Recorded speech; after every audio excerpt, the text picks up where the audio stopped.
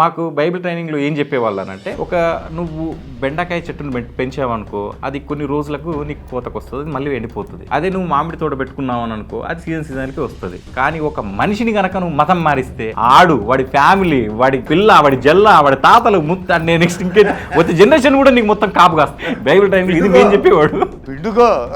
పిడుకో ఇదంతా నీదే, దున్నుకో.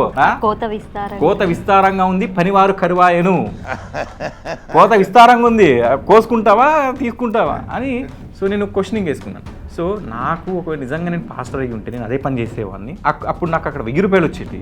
కానీ నేను ధర్మం గురించి పని చేస్తే నాకు రూపాయి వచ్చినా చాలు, ఎందుకు చేయకూడదు అని తిన్నప్పుడు మోటివేషన్ చేసేవాడు. సుధా ఎలాగైనా పర్వాలేదు, మనకు అప్పులు అన్నీ అయిపోయినాయి, మనకి అప్పులు ఏం లేవు, కానీ ఇది మాత్రం చేయాలి. నేను ఓడిపోయినట్టే, లేదంటే నా లైఫ్లో ఓడిపోయినా మనకేం లేకపోయినా పర్వాలేదు.